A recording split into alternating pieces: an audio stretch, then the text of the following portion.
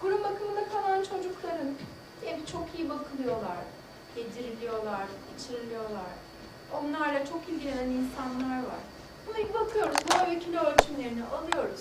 Sonra işte anne ve babalarının yanında yaşayan çocuklara bakıyoruz. En düşük sosyokültürel düzeyde yetişen çocuklara göre bile onların birazcık daha, değil mi, bizim Türk çocukları standardının altında olduğunu görebiliyoruz.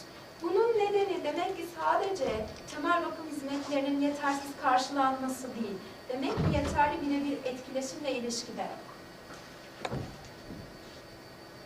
Şimdi, ta başında söyledik ya, insan topluluk halinde yaşayan bir varlık, bir organizma. Öyleyse bu kaçınılmaz durum.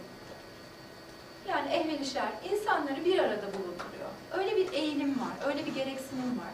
Bu gereksinim sonucunda da ortaya çıkan şey bağlanma. Şimdi çok kritik bir şey söyleyeceğim.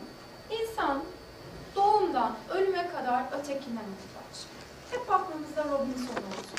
O şimdi reklamlarda da var, işte güzel bir deniz kızı geliyor falan filan, ama Robinson değil bu. Şimdi öteki, varlık veya nesneye muhtaç olduğumuz şey. Niye? Mesela ben şimdi kendi yüzümü görmeyi çok isterdim. Çünkü koşa koşa geldiğim, aklımda bir sürü şey var ama kendi yüzüme bir ayna olmadan göremiyorum. Benim aynalarım şimdi sizsiniz. Mesela jestinizle, mimiğinizle, bakışlarınızla bana o aynayı siz tutuyorsunuz. İşte bu öteki kavramı gerçekten çok önemli. Mesela ben sesimin nasıl bir şey olduğunu bilmiyorum. Sadece bağırdığım zaman, o da gecikmeli olarak, kendi fizyolojimden dolayı hissedebiliyorum. Ya da ses tonumu alçalttığım zaman. Ama perdesiyle ilgili olan bilgileri yine bana siz veriyorsunuz. Tenimin de kokusunu bilmiyorum. Bir parfüm varsa söylüyorum. Ya da siz bana geliyorsunuz, diyorsunuz ki çok güzel kokuyorsun, daha bugün çok kötü kokuyorsun. İşte bütün bunlarla ilgili olarak benim kendimle ilgili bilgileri alabilmem adına, kendi farkındalığım adına, kendimi bilebilmem adına ötekine, yani size ihtiyacım var. Peki, şimdi öteki ve bağlanma ilişkisine geldiğimiz zaman, özellikle insanları konuşuyorsak, yaşamın ilk günlerinde başlıyor diyotlar. Ama ben buna katılmıyorum. Yaşam nerede başlıyor? Anne karnına düştüğümüz andan itibaren başlıyor, dünyaya geldiğimiz andan itibaren başlıyor. Duygusal yönü ağır basıyor. Olması gereken, beklenen bir durum. Çünkü benim yaşamımı sürdürebilmem için, ayaklanabilmem için, kendimi ifade edebilmem için bir başkasına bağlanmam gerekiyor. Şimdi bağlanma kuramı, ben onun üstünde durmayacağım. Doğru ya da arkadaşlar ya da çağdaşlar ya da bu kuramın üzerinde duran insanlar, siz zaten bunu okudunuz, biliyorsunuz. Ya da okunabilir, bilgiler güncellenebilir. Bağlanma kuramı dediğimiz şey aslında çok kritik bir zamanda ortaya çıkmış. İnsanların ihtiyaçlarını karşılamaya yönelik ortaya atılmış bir kuram. İkinci Dünya Savaşı'ndan çıkılmış. Her yer yıkık, dökük, işte bir sürü sakat insan var. Annesiz babasız kalmış çocuklar var. İşte bu noktada acaba ilişki, dünya, hayat nereye gidiyor düşüncesiyle kahraman bir adam çıkıyor. Çağdaşların tam aksi yönde bambaşka bir iş yapıyor. İşte ben bu insana kahraman derim. Yani Eric Fromm'un dediği gibi. Ortalama bir insan kahraman bir insan. Çünkü her şeye rağmen yaşamaya çalışıyorsunuz.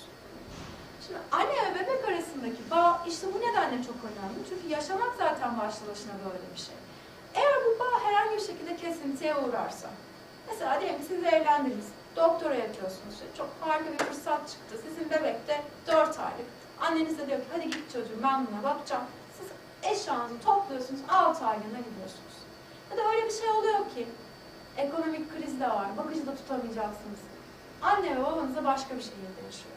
Çocuğu aldınız götürdünüz. Ya da bazen ki rahatımıza o kadar çok düşkün oluyoruz ki, bir hafta boyunca çocuğumuz anne ve babamız ya da bakıcıda kalıyor. Biz ne yapıyoruz? Hafta sonları gidiyoruz, onu alıyoruz. İşte anne ve babalık yapıyoruz. Yapmasınlar hocam böyle şey. Yapmasınlar. Anne baba ehliyeti olmayan, değil mi? O şeyi olmayan insanlar anne baba olmamalı. Bunun için de böyle bir ÖSS gibi falan bir sınav olmalı, değil mi? Öyle yukarıdan öyle bir sınav yapılmalı. Sen ol, sen olma diye. Ya da öyle bir şey oluyor ki anne ya da babadan bir tanesi vefat ediyor. Olmadı, baba askere gidiyor. Ya da boşanıveriyorlar yani. Sonuç olarak bağ bir şekilde zedeleniyor. Şimdi bu kuram sanki tek taraflıymış gibi duruyor. Diyor ki herhangi bir şekilde ben aslında güvenli bir ilişki kurmak istiyorum. Ama kurmak istediğim bu ilişki bir şekilde kesintiye uğradı. O zaman ortaya çıkan şeyle bebek nasıl baş edecek, nasıl tepkiler ortaya koyacak? Yani ayrılık ve kayıp durumlarında ortaya koyduğumuz tepkisizlikler, tepkiler, kaygılar, kızgınlık, depresyon, yeme bozuklukları, bunların hepsini biz bir ele alalım bakalım. Altta yatan şey nedir diyorlar. Şimdi içimizde anne olanlar var Allah'tan. Bunu en iyi onlar anlayacaklar. Aslında evlat olmak da başlı başına zor bir iş değil mi? Anneniz şimdi size diyor ki burası Arşivi. Hadi bakalım şimdi şu köprüden git, karşıya geç. Sen hep geçmek istiyordun ya. Bir ara bakalım etrafında ne var ne yok. Ondan sonra sana mutlu mesut bir şekilde bak. İstiyorsan şu taşa da çıkabilirsin. Derenin içine de girebilirsin. Ama senin için ben bir köprü yaptım. Bir şekilde geri dönebilirsin. Bağlanma kuramı işte böyle bir şey. Çocuğu serbest bırakıyorsun ama bu böyle salgın çayırı gibi bir şey değil. Gözün, ruhun, çocuğun üstünde. Ama bu onun davranışlarını, sosyal yaşama uyum becerilerini kısıtlayacak, ortadan kaldıracak bir şekilde de değil. Burada o kadar ince bir ayar var ki onu yakalayabilmek çok önemli. Hani Üstün Dökmen Hoca diyor ki biz harika anne babalarız. Yani çocuğumuz yerine oyunda oynarız, onun yerine de düşeriz. Bu değil. Ben o kadar rahat bir anneyim ki bıraktım. Komşular diyor ki ya ev yerle yeksan oldu. Bu da değil. Yani çocuğun kendini ifade edebilmesi, kendini yaşayabilmesi için güvenilir bir ortam hazırlamamız gerekiyor. Yol boyu gördüğünüz fotoğrafların hepsi Özgür Çakır'a ait. Kendisi bağlanmayla ilgili olarak özel bir portfolyo hazırladı. Eylül gibi sanırım Ankara'da da sergisi olacak. Onun fotoğraflarından alıntılar var burada. Bağlanma kuramına göre şimdi hepimizin değil mi birine böyle dokunma, hissetme, yapışma ihtiyacı var. Ama bunun ne derece sağlıklı olabileceği çok önemli. Ya ben o köprüden gideceğim ama sürekli arka arkada anneme baka baka da gidebilirim. Hiç annemin yanından ayrılmayabilirim. Anne dediğim hep birincil bakım veren kişi olarak aklımıza tutulur. Ama bir şekilde de gönlüm hep o taşın üzerine çıkmakta. Bir gideyim oraları keşfedeyim, ne oluyor, ne bitiyor, öyle bir bakayım diye. Hem annemle yakınlığı koruyacağım, hem de bir şekilde kendi ihtiyaçlarımı da karşılayacağım.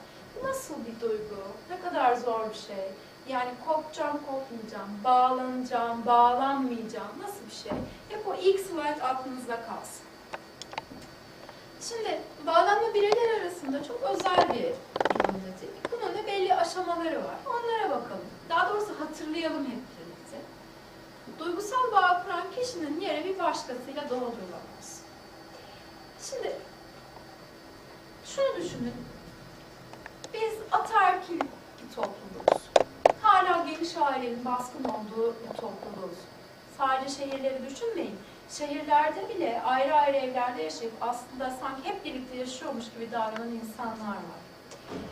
Genellikle çocuklar anneleri, büyükanne ve büyükbabaları, halaları, teyzeleri tarafından da büyütülüyor.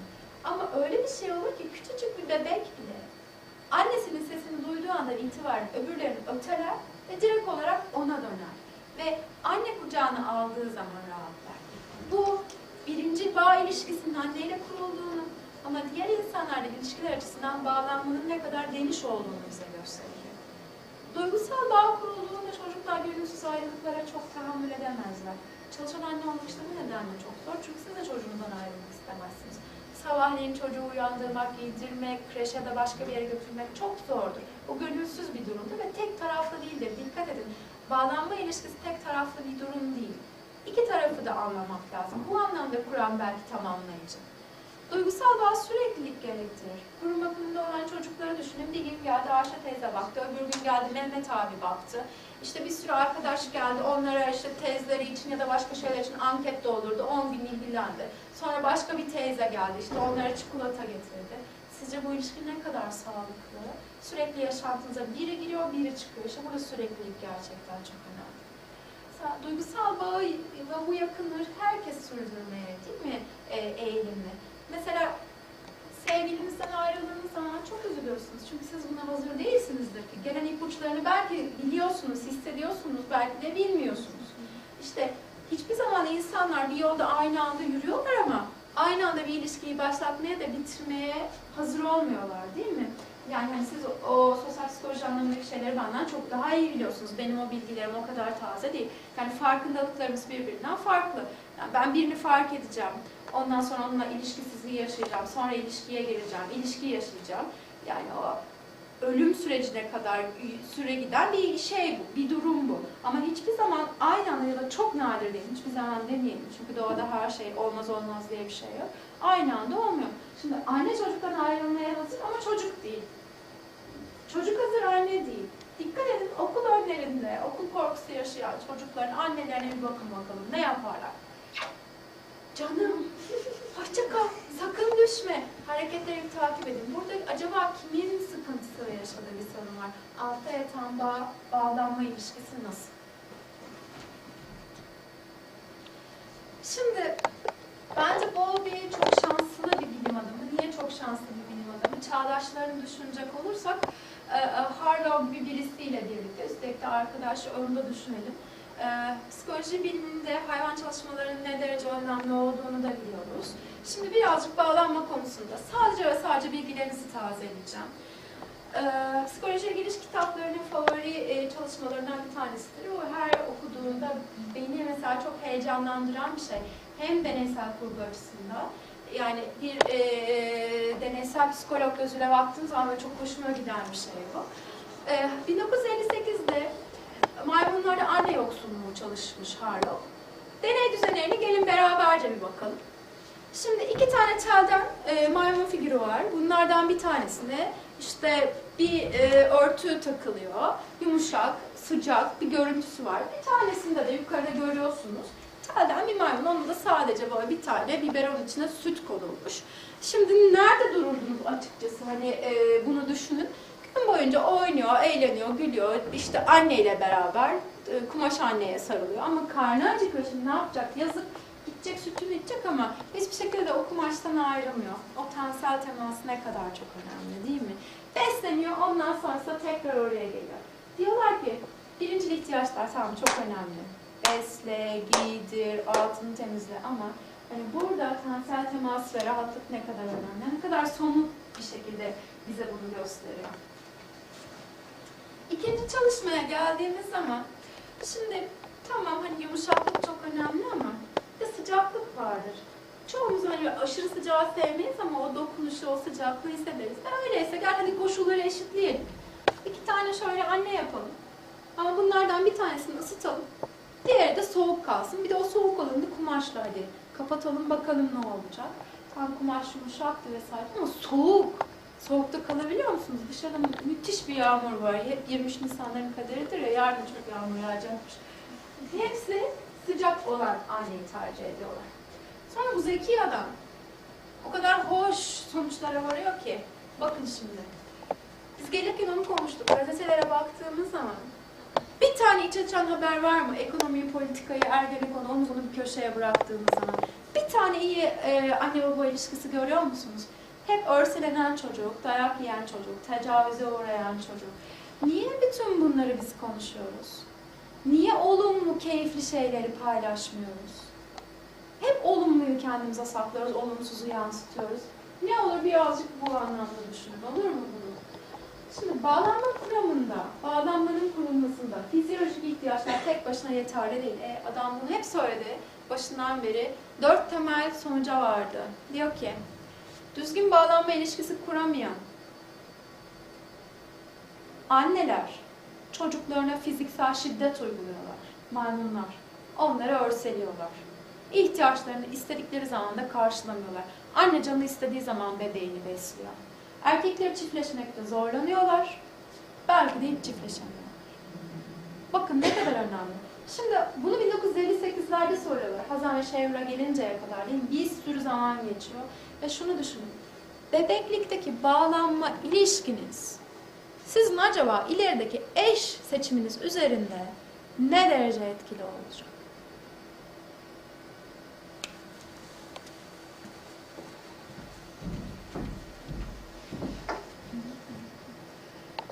Öğrencisi biliyorsunuz, onun kuşları varsa bakın orası da Mardin, bizim de kuşlarımız var. Yine bağlanmayla ilgili. Lorenz'in çalışmaları bize şunu gösteriyor ki, bağlanma deneyiminden yoksun olmak, acaba bu yoksunluğun süresi ve niteliği, sonraki ilişkilerimizi nasıl erteler? Şimdi çalışan annelerin bir kısmı da mesela kendilerini, mesela bebeklerini bırakıp gitmiş olarak almıyorlar. Acaba bunların bir bağlanma sorunu olabilir mi? Ayrılık dediğimiz şeyin bir tanımı var mı? Süresi, hangi zaman diliminde gerçekleşti, annenin ya da çocuğumun hazır olup olmaması. Şimdi birazdan bağlanmayı klinikte değerlendirirken neler yapıyoruz, onu konuşurken bunların yanıtını vereceğim. Klasik olarak hadi gelin şimdiye kadar yaptıklarımızı bir özetleyelim. Ne dedik? Bakım verenin yoksunluğuna karşı gösterilen tepki, dürtüsel ve hayatta kalmayı sağlıyor. Az önce söylediklerimizi tekrarlayalım. Belirli bir kişiye olumlu tepki vereceksiniz. Eğer çocuk içeriye giren herkese sarılıp öpüyorsa, annesi dışarı çıktı, hiç umurunda değilse, annesinin kim olduğunu bilmiyorsa, düşüneceğimiz birkaç tane belirgin psikopatoloji var. Neler olabilir? Aklınızdan neler geçiyor? Hadi paylaşalım, hep ben konuşayım. Hocam dersi de yeni vermişken. Sınav ne zaman? Haftaya yakında haftaya. Evet.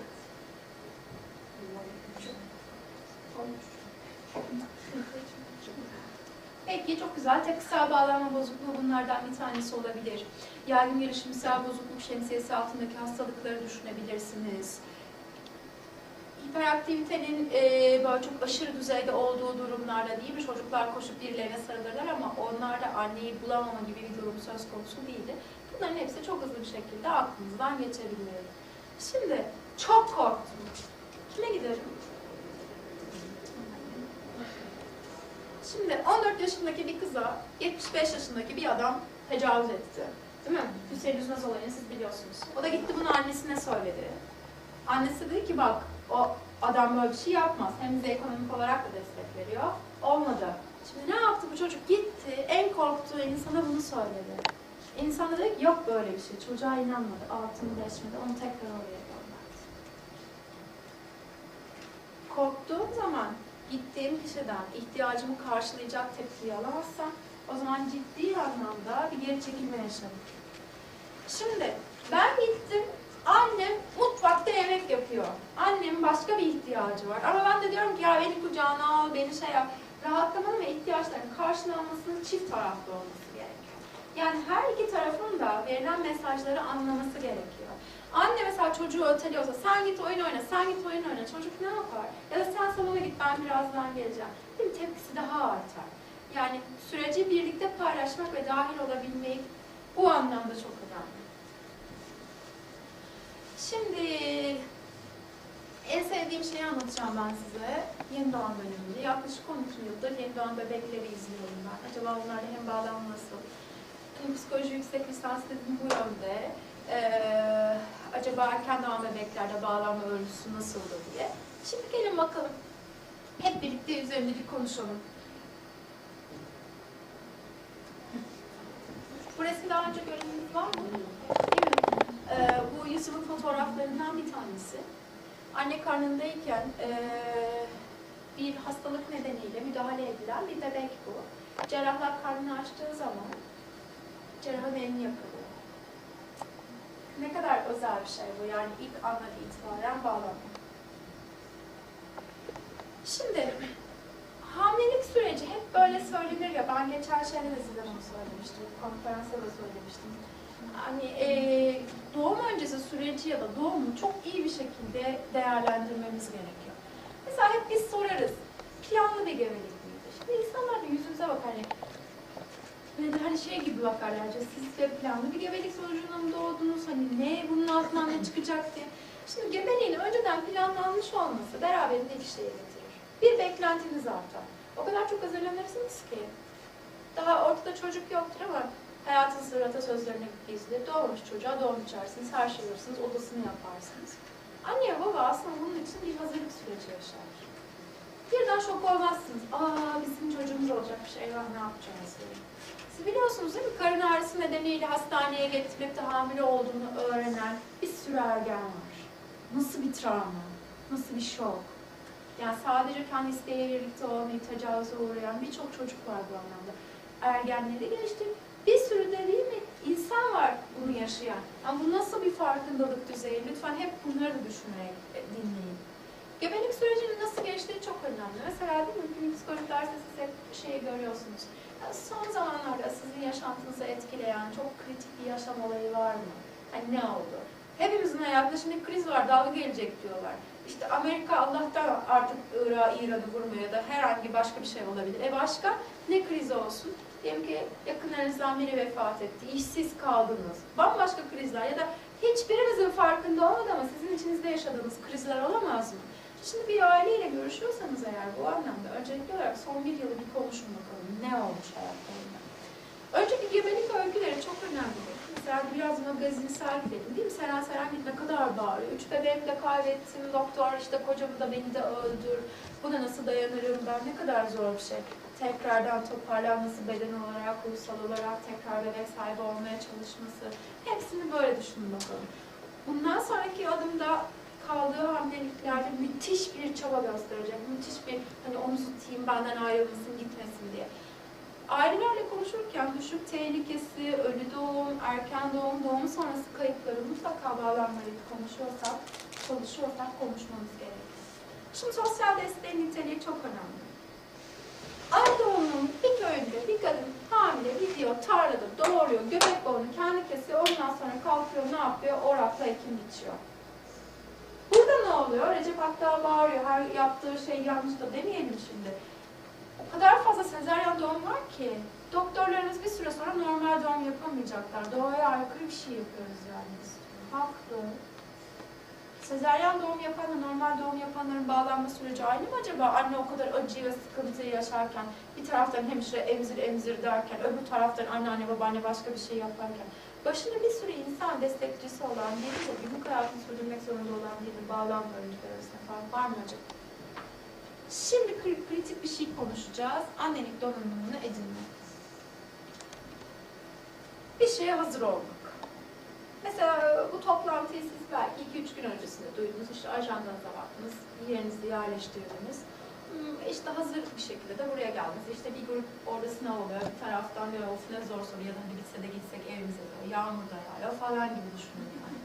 Şimdi annelik donanımı dediğimiz şey gebelik öncesiyle başlıyor. Hakikaten anne doğuruyor mu? Mesela bu salonda şunu söyleyebilecek biri var mı? Ben çocuk sahibi olmak istemiyorum. Güzel.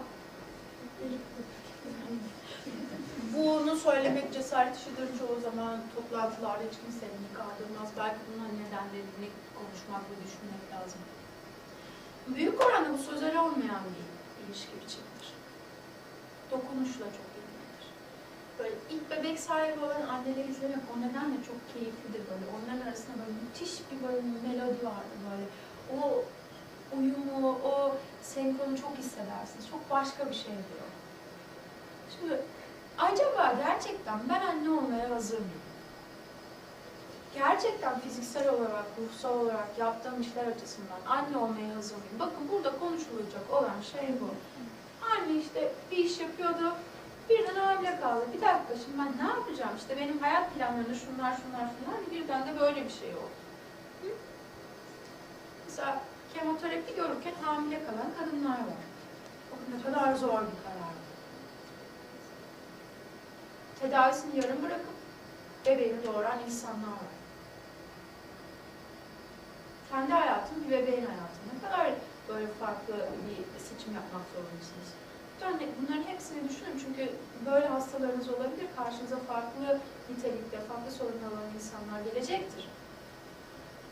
Mesela annenin bebeği nasıl algıladığı çok önemli. Şimdi ben buraya gelmeden öncesinde bir radyo programına katıldım. Orada bana dediler ki herkes konuda yine kitaplarla ilgiliydi. İşte herkesin bir hayali vardı, bir masalı vardı. Onu gerçekleştiremediysek işte şimdi gerçekleştirelim. Yok gerçekleştirmeyin. Her çocuğun kendi hayali olsun.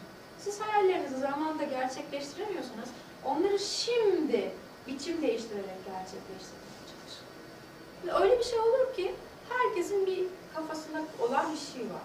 Düş kurduğu, umut ettiği, işte gözleri Ahmet'e benzeyen de bir oğlum olsun. Ya da ne bileyim, öyle korkular var ki ya yine düşersin bebeği ben yine kaybedersem. Toplumsal mitler var. Çok önemli. Yaşam deneyimlerimiz var ve güncel bir takım baskılar var değil mi? One Minute olayından sonra ne oldu? Filistin'deki herkes çocuğun adını Tayyip ve Emine koymaya başladı. O gün nasıl bir mahalle baskısı bu yani?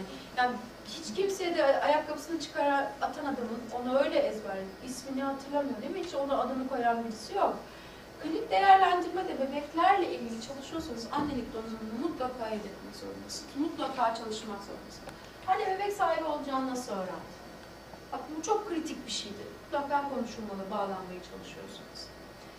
Bebek sahibi olacağını ilk kiminle paylaştı? Anne 6 aylık hamile mesela kendi annesini söylemiyor ki başka bir şehirde yaşıyor.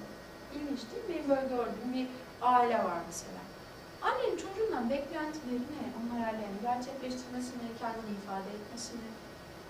Çocuğu nasıl algılıyor? Nasıl ifade ediyor? Mesela sıpa, eşek aslında bir hayvan ismi ve hani bunu söylediğimiz zaman da çok hoş karşılanmaz değil mi? Ama bir şekilde Anadolu'da o kadar güzel severler ki çocukları. Böyle konular, isimler ve lakapların aslında o ifadelendirmeyle, o seslendirmeyle ne kadar değiştiğini görürsünüz. Mesela çocuğu anlatırken hangi sözcükleri seçiyor? Bu anlam çok önemli. Mesela ben bunu hep vurguluyorum. Zamirleri mi kullanıyor? Bu da hep böyle yapar. Bakın kimlik gelişiminde isim kullanmak o kadar önemli bir şey ki. Dikkat edin, Türkiye'de biz insanlara ismiyle hitap etmiyoruz. Çocuklarımızı ismiyle çağırmıyoruz. Bu çok yeni başlamış. Oysa ki biz gelişim testlerinde soruyoruz değil mi? Çok psikopatolojiler etmek için çok önemli bir şey var. Seslendiğimizde, ismiyle söylediğimiz zaman dönüp bakıyorum diyor. Ama biz onun ismiyle çağırmıyoruz ki. Canım diyorum, oğlum diyorum, yavrum diyorum ya da başka bir şey söylüyorum. Ya da öyle bir şey oluyor ki, anne diyor ki işte oğlumun adı Ulaş olsun, baba diyor ki hayır babamın adı Abdülbaki olsun. İkisinin de dediği olmuyor, bambaşka bir isimle çağırıyorlar. Çocuğu öğretmeni Ulaş diye çağırıyor, Ulaş gibi yok yani. Bakın ne kadar önemli. Sahiplenmek, kendini sahiplenmek anlamında. Bebeğin adını kim koydu? Çok önemli bir şey. Mesela bu kadar çok şehit olan evlat oldu ki değil mi? Doğan çocukların hepsinde mesela annesinin karnında vefat eden, babası vefat eden bizim subaylarımız oldu daha çok yeni. Çocuklara onların isimleri verir. Bu nasıl bir yüklenme sizce? Ya da amcasının, dayısının adını aldı. Bunların hepsini siz çalışacaksınız kliniklere gittiğiniz zaman. Bu çocuklar nasıl gelecekler acaba size? Adın özel bir anlamı var mı? Adınızı nasıl konulduğunu biliyor musunuz? Yani anlamı, diğer şeylerle ilgili. Değil mi? Bunların hepsi aslında çok önemli olan şeyler. Aile yapısı ve düzeni için bebeğin gelişi nasıl? Anne baba tam boşanacaktı, anne hamile kaldı. Alın size kriz. Kriz illa intihar mı? İlk eşya ne zaman alındı? Kiminle alındı? Bazen öyle şeyler oluyor ki mesela anne ya baba çok hazırlıksız geliyorlar doğuma. Yani bizi bunu yok, bir doğum şeysi yok. Hiçbir şey, hiçbir hazırlık yok. Yani o bebeği düşün. Ya da bazen öyle bir şey oluyor ki dedim ya az öncesinde daha doğmuş çocuğa doğmuş. Bakın farklı ucu sarkacın değişik taraflarını mutlaka görelim, onu hissedelim. Şimdi bebeğin aile içerisindeki böyle çok önemli. Şurada bir yüzük görüyorsunuz, onu bebeğin parmağını görebiliyor musunuz? Aile dinamikleri açısından hep söylenir ya, çocuk anne ve babayı birleştiren bir mihenk taşı mı acaba, aileyi birleştiren bir şey mi? Cinsel roller ya da kimlik açısından, evliliğin sürdürülmesi açısından, bebeğin cinsiyeti, soyun devamı, ırkın devamı, 3 çocuk yapın. Çok önemli bir şey. Hatta onu birazcık daha yükselttiler. 5 çocuk yapına geldi durum yani. Lütfen bunların hepsini bağlanma açısından değerlendir.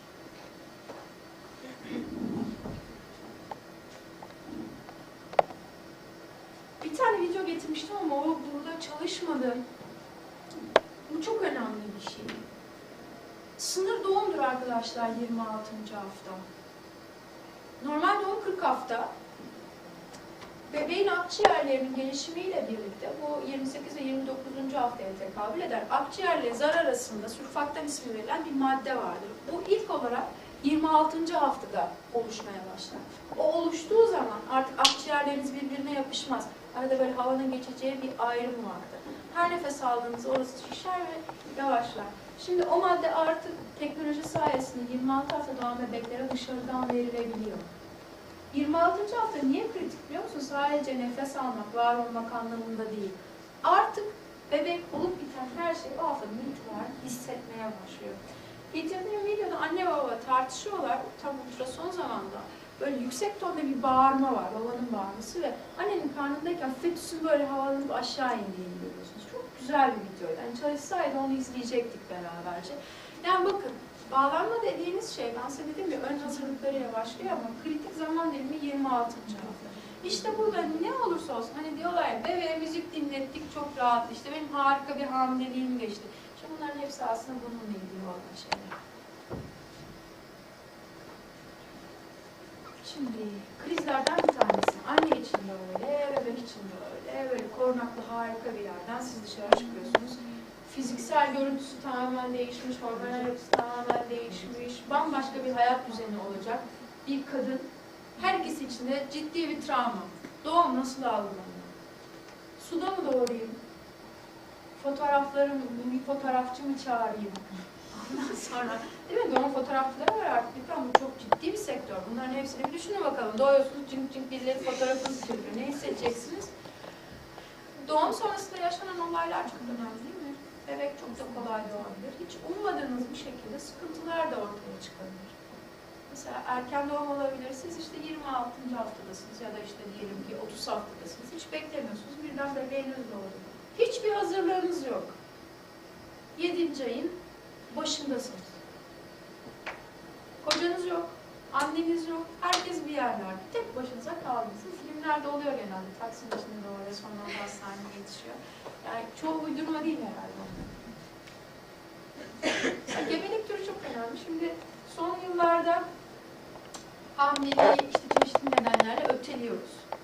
Organik yiyeceklerde işte pazara gidemediğimiz için bulamıyoruz. Bir sürü sıkıntı yaşıyoruz.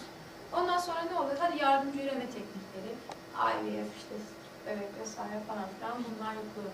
Şimdi düşünün. İlk seferinde çok nadirdir o bulunmalısı. En az 3-4 deneme. Ben biliyorum 22 deneme yapan anneler var. 23. çocuğa bu anne sizce nasıl yapışır? Kendiliğinden hamile kalmak çok böyle bir mucize. Yani hayatta mucizeleri aramak için böyle çok ötelere gitmenize ya da Nuh'u falan hatırlamanıza gerek yok. Bunların hepsi aslında birer sağlıklı birey olabilmek, sağlıklı çocuk sahibi olabilmek bir mucize. 27. seferinde bir çocuk sahibi olan annenin o bebeğe olan düşkünlüğü ve bağlanmasını bir düşünün bakalım. Herkesin üstüne yüklendiği şeyi düşünün. Herkes 40 hafta doğururken o gitti 28. haftada doğurdu. Eyvah ne yapacak şimdi? Bebek ya ölürse, kör olursa, sağır olursa, kronik akciğer hastası olursa ne yapacak? Erken doğum beraberinde getirdiği bir sürü sıkıntı var. Bunlar sadece fiziksel şeyler. Öğrenme güçlüğü olursa ne yapacak? Çocuk 6 yaşına geldi. Bir anda hiperaktivitesi var dedi ne olacak? Değil mi? Zihinsel anlamda gelişimsel gerilikleri olursa ne olacak? Doğum sırasında hiç ummadığınız şeyler olabilir arkadaşlar. Mesela Gazi Hastanesi'nde bir yangın oldu bundan 2 yıl öncesinde. O sırada doğumhanede doğum yapan anneler de vardı. Bütün hastane boşaltıldı. Anne koridorda doğum yaptı ve o sonrasında dekanlık binasına taşındı. Bu anne de düşünün yani. Kadın her türlü kontrolüne gelmiş. Ultrason yaptırmış. Düzenli muayenelerine gelmiş. Hesapta onu gelmiş. Hayatın kontrolü de bizde değil yani sonuç olarak. Çoğu gebelik bir bekliyorduk, bir baktık 300 oldu, 500 oldu, 700 oldu. Eyvah, ne yapacağım yani?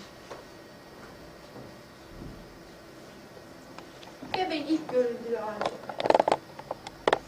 Yani onca acı, onca sıkıntı, onca şeye rağmen o an bebeğin ilk de söyledi. Eli ayağı düzgün mü? Parmakları tam mı? Ağladı mı?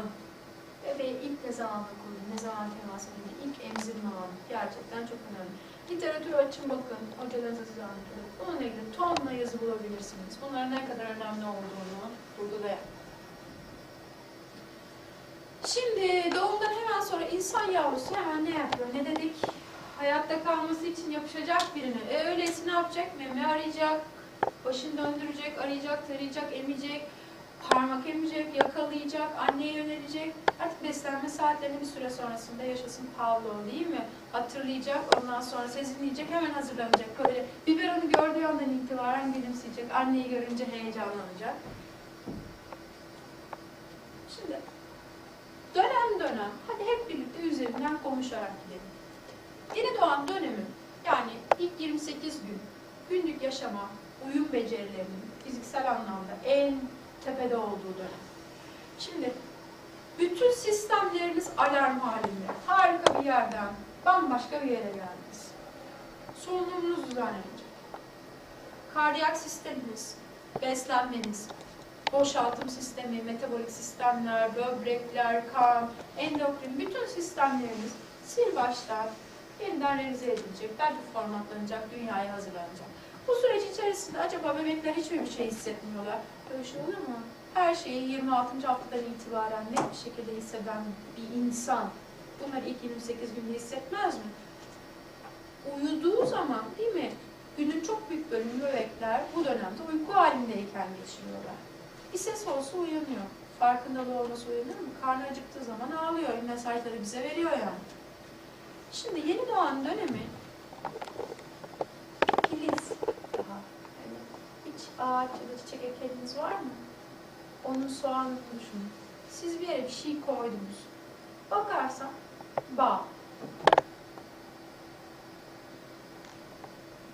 Şimdi gelişim psikolojisi ders aldınız, klinikte konuşuyorsunuz, gelişimsel psikopatolojide belki konuşuyorsunuz. Bu aylarda bir bebek neler yapabilir? Anormali anlayabilmek için önce sağlıklıyı bilmek gerekiyor. Sağlıksız yapıyı tanıyabilmek için sağlıklı ne yapacak onu bilelim ki onu diğerinden ayırt edebilelim. Şimdi burada gördüğümüz her şey, işte ses çıkarması, anneye bakması, memeyi araması vesaire döneme özgü olan şeyler. Eğer bunları yapmıyorlarsa bir sıkıntı var. Şimdi Bibül Hoca ve arkadaşlar onun üzerine çalışıyorlar. Anne karnesi diye bir şey yapıyorlar. Sağlık ocaklarına ya da diğer yerlerde başvurulduğu zaman bunları yapmıyorsa bir bebek ciddi anlamda zorluk ve sıkıntıları var demektir. O zaman hadi siz bir çocuk nörolojik kliniğine, çocuk psikiyatrisi kliniğine ya da daha ileri düzeyde araştırılacak bir kliniğe ya da işte bilmem kaç ay sonra bize tekrar kontrole gelin. Belki bir şeyleri doğru yapamıyoruz. İlk bebeğimiz, belki onu uyaramıyoruz. Belki bizim sıkıntılarımız var. Belki anne depresyonda. Değil mi? Bütün bunları telafi edelim. Bir de ondan sonra bakalım diyor. Şimdi 0-2 ayı kaplayan dönem bu filiz kendilik dönemi. Çok önemli. Niye? Çünkü kişiliğin temellerini atıyoruz. Lütfen demirden ve çimentodan bu noktada çalmayın. Bu çok önemli. Mesela bu ne? Yasal izin süreleri mesela çok kritik bir şey. Annelerin büyük bir bölümü 38. haftaya kadar hala iş yerlerinde deliler gibi çalışmaya devam ediyorlar ki yasal haklarından 2 haftayı daha öteleyip doğum sonrasında kullanabilsinler. 36. haftadan sonra bir kadının eğer Hülya Avşar gibi hırsı yoksa çalışması çok zor arkadaşlar. Aynı verimli, aynı heyecanla, aynı süratle. Çok zor. Yani fiziken mümkün değil. Ama insanlar bir sonraki dönemde bebekleriyle süreci yaşayabilmek adına bunu yapıyorlar. Mesela burada en kritik şeylerden bir tanesi kendi bedenine karşı bebekler daha duyarlı hale geliyorlar. Şimdi yeni çıktı değil mi? Masaj yapın, dokunun, öpün, bir süre daha altını açık bırakın, bebek kendini hissetsin, fark etsin diye. Sözsüz iletişim ne kadar önemli burada? Söz edilen bu özellikler, bakın hiperaktivite seminerleri dinleyenler için kulaklarına bir küpe olsun. Sağ hemisfer özellikleri de çok iyi. Yani çocuk bu dönemde yeterince uyaran alırsa, hani biz sessiz taraf diyoruz ya buraya, erkeklerle çok özdeşleştiriyoruz ya, Allah'tan sonraki herkese kısmıyor. İşte bu tarafın uyarılmasıyla çok ilgili. Şimdi sağ orbitofrontal korteksteki sinaptik bağlar bu dönemde çok artıyor. Bu ne demek? Bakın bir sürü psikopatoloji için size anahtar veriyorum. Ben de artık anahtar dağıtıyorum. Dikkatini ve ilgiyi duyduğun herhangi bir şeye, herhangi bir uyarıcıya yönlenebilme, yeni bilgileri öğrenebilme, mesela çevresel uyaranların mutlak etkisi altında kalabilme, inhibisyon bakın, başkalarının dikkate almama, orbitofrontal korteks bozuklukları da karşımıza çıkan şeyler. Psikopatolojileri artık siz zihninizde sığın. Şimdi 8. haftayla birlikte artık bebek tamamen bakıcısına yönelmeye başlıyor. Ne yapıyor? Gülümsüyor. Uzun süreli göz ilişkisi kuruyor. Bakın ne kadar önemli bu. Genellikle ne yapıyor anne babalar? Çocukları kucaklıyorlar, hep birlikte gidiyorlar. Çocuk dışarı bakıyor, anne babanın yüzünü hiç bilmiyor ki. Konuşurken, iletişim halindeyken, anne babanın yüzünü görecek şekilde, konuşmayı alabilecek şekilde, belli bir mesafe. Dışarıya çıktığımız zaman evet dış dünyayı görsün, bir tanısın, ne oluyor, ne bitiyor, çevreyi görsün, desin ama evdeyken o teması, o sıcaklığı, yüz ifadelerimiz lazım. Yüz ifadesi okumak, bakın 0-2 ay ne kadar önemli. Sağ orta kontak noktası. Özgür öğrenme güçlüğünde biz biliyoruz ki çocuklar bunu yapamıyorlar değil mi? Yüz ifadelerini anlamlandıramıyorlar. Yaygın yaşamsal bozuklukta hastalıkları düşünün. Asperger'e düşünün. Bakın ne kadar kritik, ne kadar önemli. Şeyi hep söyledik değil mi? Bakıcıyı görünce daha heyecanlanıyor, daha farklı sesler çıkartıyor diye.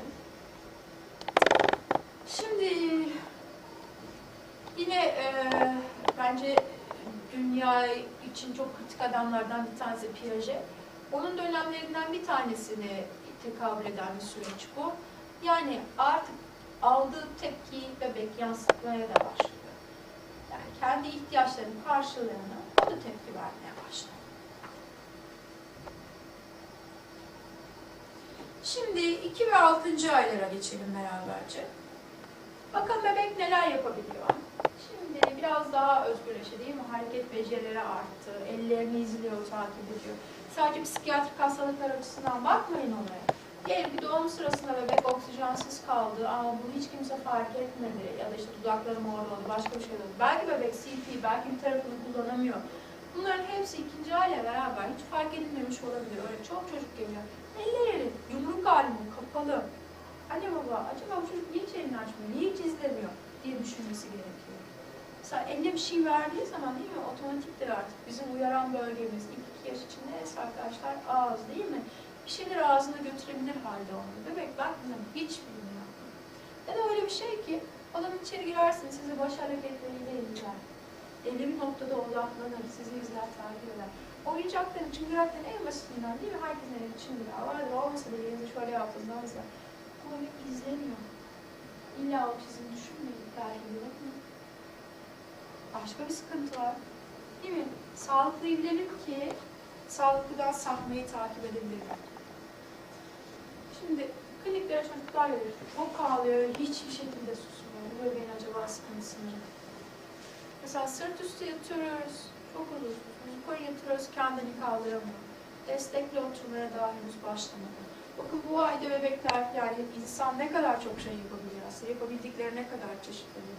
Oturmayı sakın yalan atmayın. O kadar zor bir iş ki. Ayağa kalkıp yürümek ne kadar zor bir iş. Başka hangi familya bunu yapabiliyor insanlar başka? Çok yani, çok kritik şeyler aslında bütün bunlar. Şimdi bu aylarda neler oluyormuş beraberce bakalım. Çok kritik. Artık ben annemle bir bütün değilim. Ben artık ayrıyım. Ben bireyim, bakın ne kadar erken gelmeye başlıyor. O ve ben ayrım. Sosyal ilişkilerde bir bütünlük ve süreklilik arayışı. Keşke herkes bunu yapabilse değil mi? Şimdi ve burada. Nesne devamlılığı ilkesinin kazanımıyla birlikte artık bebekler bunu yaşamaya başlıyor. Karşılıklı iletişim ve oyun.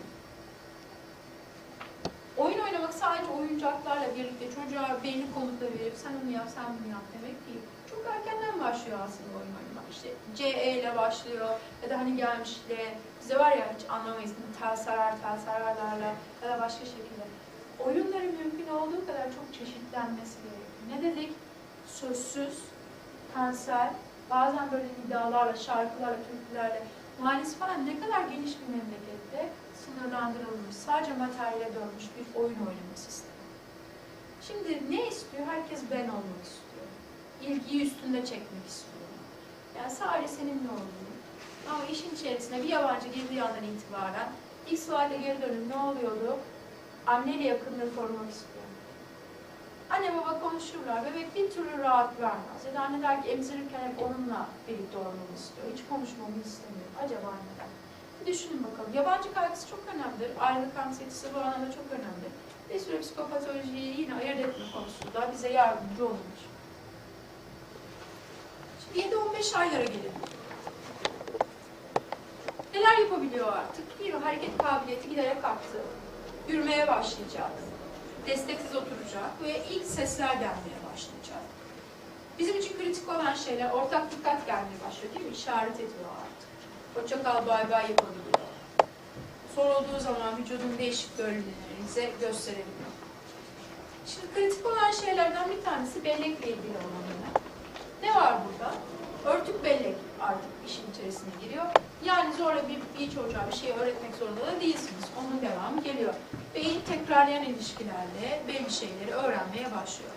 Artık 25. haftayla birlikte ortak dikkat, ortak niyet ve ortak duygu sistemi artık çalışmaya başlıyor.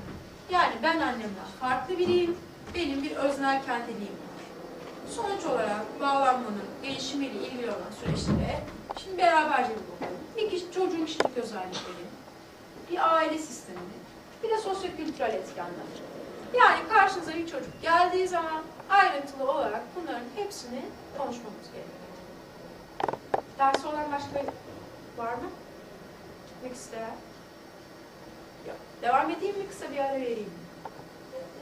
Yok. Hocam yoruldunuz. Hocam bir kahve içmek istiyorum. Dersin. Kahve getiriyorum.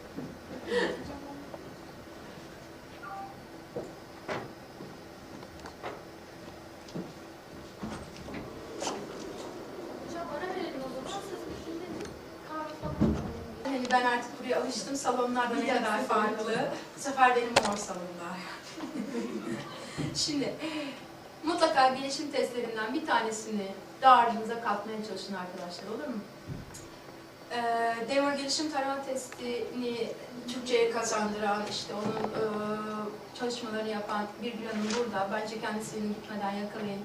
4. sınıf öğrencileri bununla ilgili olarak kurs yapabilirler, hemen alabilirler. Beyliği kursu Eylül başında yine Çocuk Nöroloji Derneği vasıtasıyla yapılacak. Bu testlerden bir tanesi mutlaka edinmeye çalışın, öğrenmeye çalışın.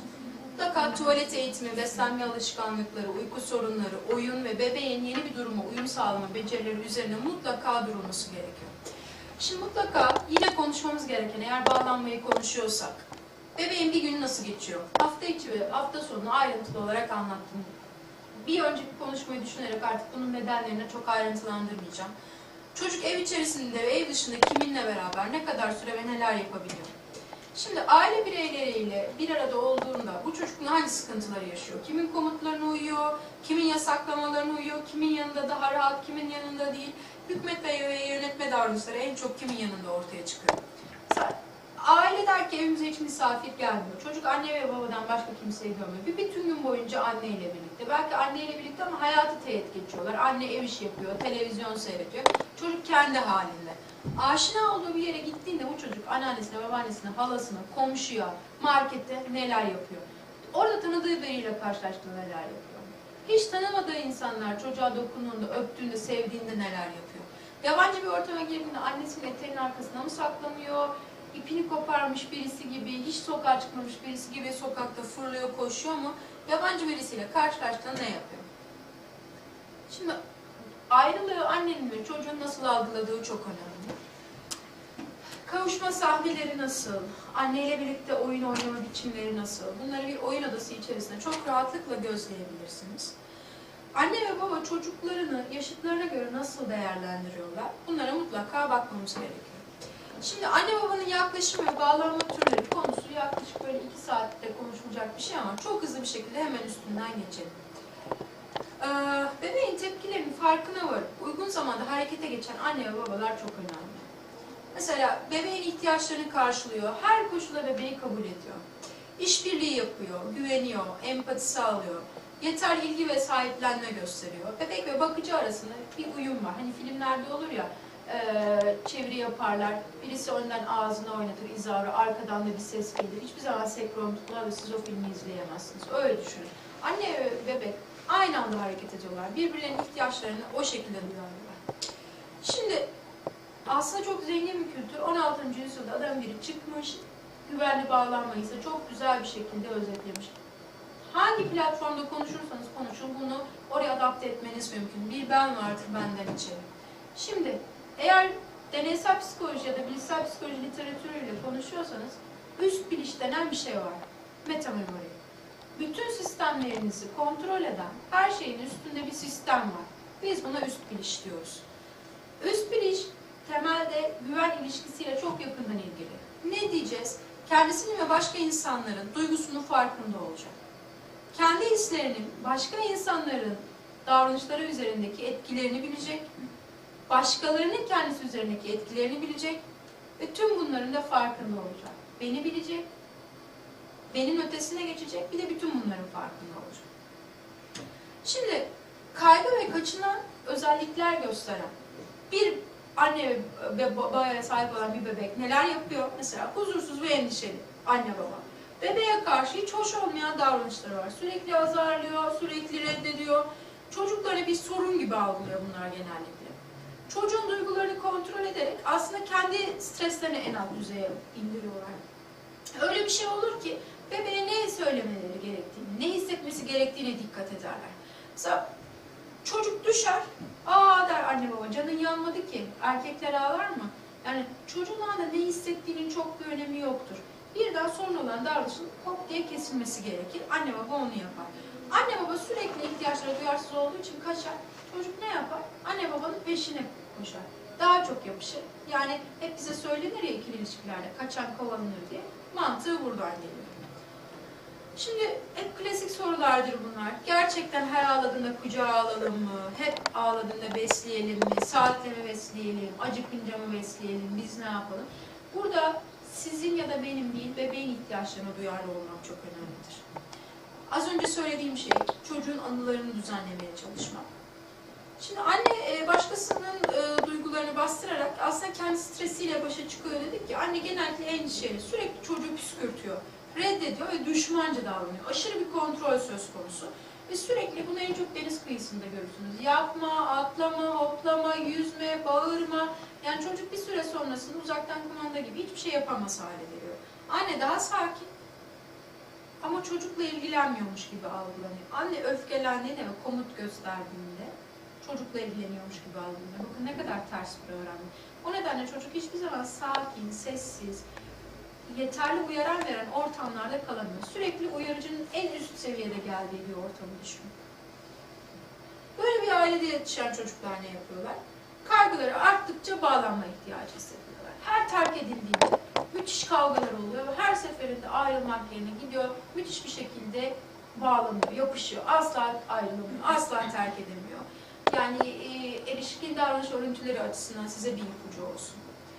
Çocuk tüm varlığını anne ve babasına göre ayarlıyor. Öyle ikili ilişkiler vardır ki ilişki tek kişi üzerinden yürür. Öteki yoktur. O istediği zaman sinemaya gidilir. O istediği zaman yemeğe gidilir. O istediği zaman birlikte olunur. Her şey onun üzerinden yürür. Öteki hep kendini karşıdakine göre ayarlar. Burada çocuk öyle. Yani çocuk anne babalarının davranışını asla kontrol edilemeyeceğini düşünür.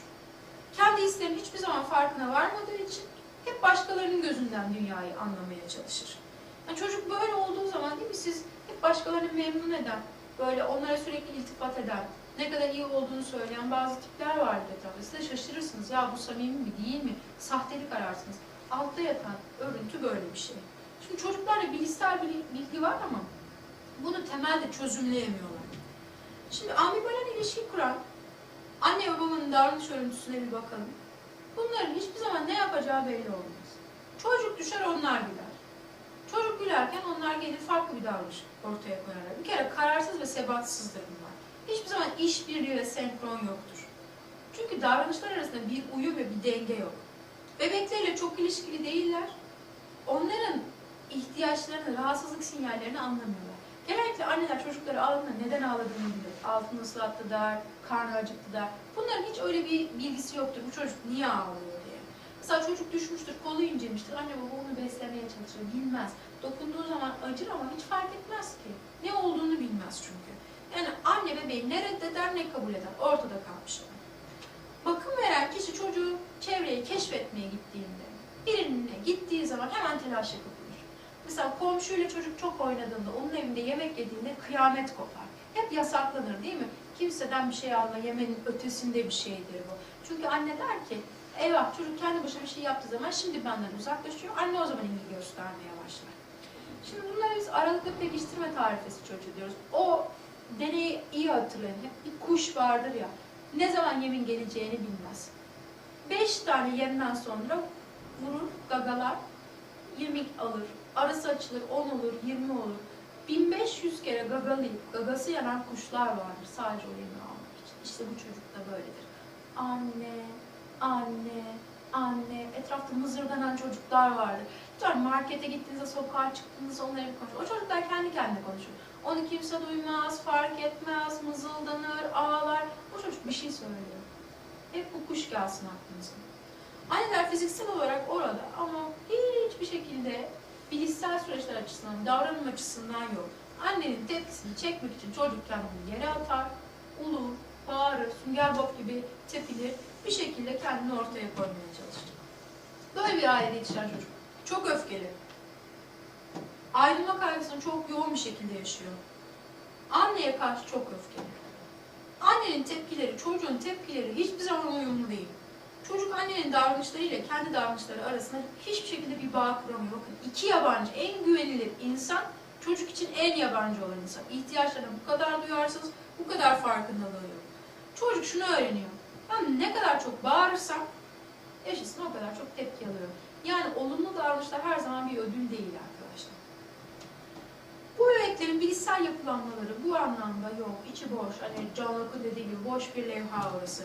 Karşıdaki ne yapacağını hiçbir zaman anlayamıyorlar. Şaşkın bu insanlar. Davranışı yordayamadığı için bir sonraki adımda ikinci eylem planları yok. Ne yapacaklarını bilmiyorlar. Çünkü karşıdakileri asla güvenilir olarak algılayamıyorlar. Duysal ipuçlarını da okuyamıyorlar. Yani ihtiyaç arzu, öfke arzu, kaygı arasında farklı bir bağ kuruyorlar. Şimdi bakın, bu ambivalan duyguların için ne kadar güzel bir şey. Duvarda diyor ki ne olur geri dönme. Orada birbirine böyle sarılmış, kucaklaşan bir çift duruyor. Şimdi başkaları tarafından sevilebilir ve değerli bulunabilen bu insanlar için çok önemli bir şey. Bunun için yapmayacakları şey yok. Sürekli bir kalbi var. Eyvah ya beni terk edersin, ya beni bırakıp gidersin. Mutlu mesut oturmuş kahve içiyorlar. El ele göz göze diyor ki beni hiç bırakmayacaksın değil mi? Ya da öyle bir şey oluyor ki çok keyifli, çok harika bir ortam içerisinde. Sen de zaten işte bilmem kimden de ayrılmıştın, kesin beni de bırakırsın. Şimdi ne yapmak gerek acaba? Kendini güvende hissetmeyen, diğer insanlarla da sürekli yoğun bir şekilde bir arada olmak isteyen biri. 4 tane slaytım kaldı, çok hızlı bitireceğim. Böyle bir bebeğin, anne babanın davranış örüntüsü ne olacak? Dizorganize olan. Bir kere burada bir uzamış bir yas var, bir kayıp var. Bir kere anne baba büyük olasılıkla kendi çocukluk yaşansa bir travma yaşamış. Büyük olasılıkla bir istismar öyküsü var. İlla cinsel olmak zorunda değil. Sözel istismar evde. Sürekli olarak bağırıyorlar. Seni babana söyleyeceğim, seni polise vereceğim, seni sevmeyeceğim, aptal çocuk, yaramaz çocuk. Sürekli olarak örselenen bir çocuk var. Bu ülkede sürekli olarak örselenme devam ediyor. Sözel örselenmenin önüne geçilirse ruh sağlığı inanılmaz derecede kaliteli olan bir topluluk olacağız biz. Onun için mücadelemiz bu aşamada başlamalı. Ciddi duyguların zorlukları var bunlarda. Depresyon, alkolizm, madde bağımlılığı ve kendileri de istismarcı oluyorlar. Şunların savunma mekanizmaları yok. Eyvallah olsun. Savunma mekanizması olmaksızın, sizler şimdi bunları biliyorsunuz ve birçoğunu belki fark ederek kullanıyorsunuz. Savunma mekanizmaları olmayan bir bireyi düşünün. Yaşamak, gerçekle bağ kurabilmek, gerçekle mücadele edebilmek ne kadar zor. Şimdi hiçbir zaman bakıcının davranışlarını anlayamıyor. Üzmez olayını düşünün. Az önce söylediğim vakayı. Ve çocuk bakıcısından korkuyor. En güvendiğiniz kişi aslında en çok korktuğumuz kişi yani. Sonuç öğrenilmiş çaresizlik. Şimdi son slide. Bağlanma örüntülerin tespiti gerçekten çok önemli. Ama tek başına yeterli değil. Mutlaka klinik psikolojide çalışacaksanız erişkin, ergen, çocuk, bebek fark etmez. Bir kere bu kurama çok ciddi bir şekilde hakim olmanız gerekiyor. Sizin kendinizin terapist olarak bağlanma örüntünüzün nasıl olduğu çok önemli. Ya siz kaygılı kaçınansanız, karşınıza da bir dezorganize birisi gelirse nasıl ilişki kuracaksınız? Siz de insansınız. Önce kendimizi fark edeceğiz. Önce kendimizi tanıyacağız. Bağlanma örüntüleri evet çok önemli. İlişki kurma biçimimizi etkiliyor ama bunlar değiştirilemez. Kurallar ya da kanunlar değil ki. Terapi de çok önemli ama tek başına yeterli değil. Bir kere daha çağırırsanız o zaman videoları ya da diğer şeyleri izleme şansımız oluyor. Olur mu? Kendinize iyi bakın.